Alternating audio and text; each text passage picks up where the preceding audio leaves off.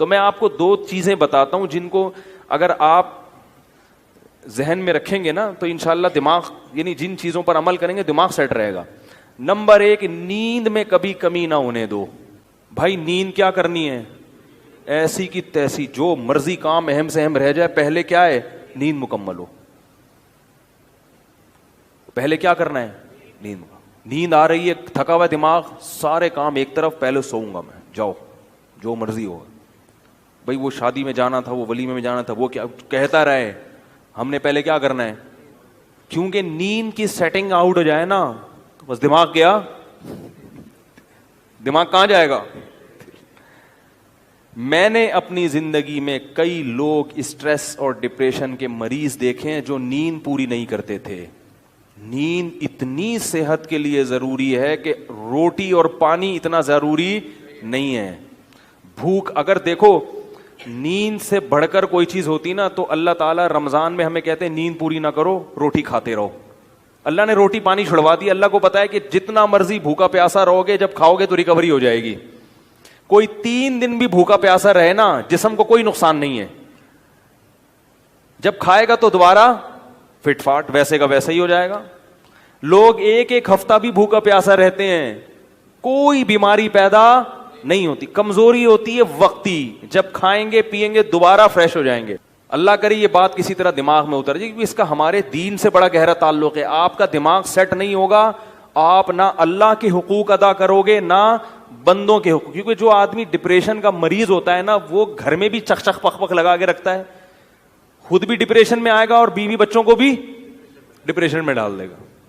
بد اخلاق, نبی صلی اللہ علیہ وسلم نے کیا فرمایا؟ قیامت کے دن سب سے زیادہ میرے قریب وہ ہوگا جس کے اخلاق سب سے اچھے ہوں گے. تو اخلاق کے اچھے ہونے کے لیے چیمبر کا صحیح ہونا ضروری ہے. ٹھیک ہے نا. دیکھو بچوں کی نیند پوری نہیں ہوتی, کیسے چڑچڑے ہوئے ہوتے ہیں, خام خامے چیزیں اٹھا اٹھا کے پھینک رہے ہیں. اور جب بچہ رات کو اچھی طرح سو کے صبح اٹھتا ہے, کیسا خوشی خوشی پھر رہا ہوتا ہے, حالانکہ صبح کے وقت اس نے کوئی اخلاق پر بیان نہیں سنا ہوتا. جب اندر سے سیٹ ہوتا ہے نا انسان, تو خود بخود خوش مزاج ہوتا ہے, وہ ہر چیز میں دل لگتا ہے اس. تو اخلاق تو دین کا بہت بڑا حصہ ہے نا. اللہ کی باتیں بھی سمجھ میں آئیں گی. اگر چیمبر ٹھیک نہیں ہے نا, تو کوئی اگر کہے کہ بھائی اگر نماز چھوڑ دو گے تو اتنے 1000 سال جہنم میں جلنا پڑے گا, تو آپ پہلے ہی جل رہے ہو, دماغ خراب ہے. بولے یار یہ پتہ نہیں کون سی شریعت ہے یار, ایک تو جہنم میں جلنا پڑے گا یار.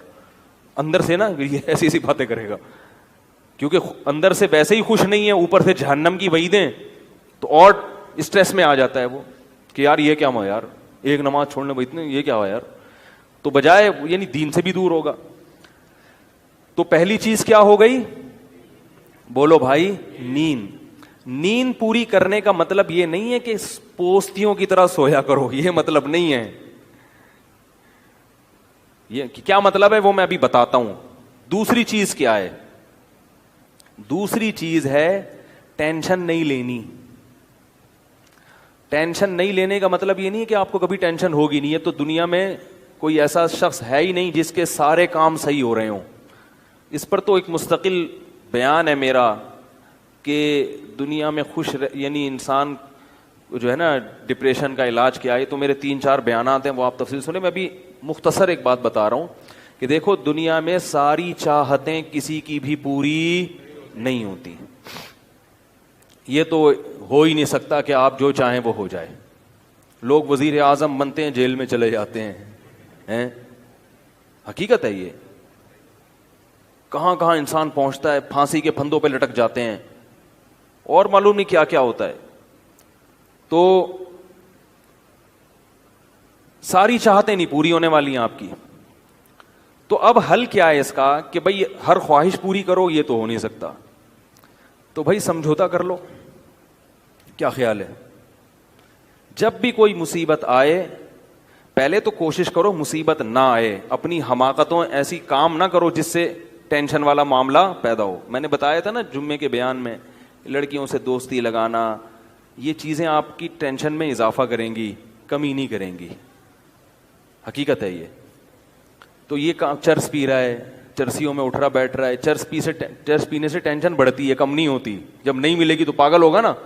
تو وہ کام، ایسے کام کرنا جس سے آپ غریب آدمی ہو لیکن رہنا اپنے مالداروں کے علاقے میں شروع کر دیا، اس سے ٹینشن بڑھے گی، احساس کمتری کا شکار ہو جاؤ گے، یار اس کے پاس بھی گاڑی، یار اس کے پاس کرولا، میرے پاس رکشا، خام خا کی۔ تو آپ کو چاہیے تھا کہ جب آپ رکشا ہے تو ایسے علاقے میں جاؤ جہاں سب کے پاس کیا ہے، رکشا ہے، دکان پکوڑوں کی ہے اور سوچیں کروڑوں کی۔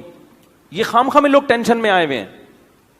میں نے ڈیفنس کے لوگوں کو بھی ٹینشن میں دیکھا ہے، 1000 گز کا بنگلہ ہے، کروڑوں روپے کما رہے ہیں مگر ٹینشن میں ہے۔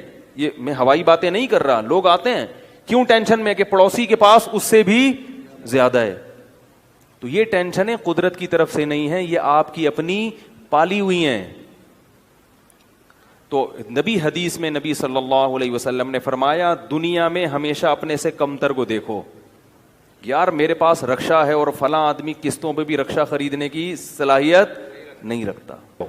جو چیز اختیار میں نہیں ہے اس کی ٹینشن لینا حماقت ہے۔